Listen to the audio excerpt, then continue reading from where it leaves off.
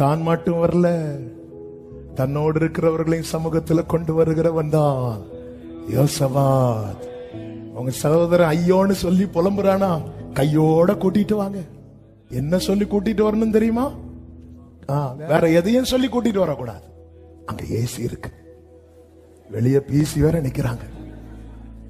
சர்ச்சுக்கு ஒரு ஆளை என்ன சொல்லி கூட்டிட்டு வரணும் தெரியுமா? வேர்டு இருக்கு. Guarantee, guarantee, 100% guarantee, 100% guarantee. வார்த்தை இருக்கு, வார்த்தை இருக்குன்னு கூப்பிட்டு வந்தா கூட்டிட்டு வாங்க. வாழ்க்கை இருக்கா?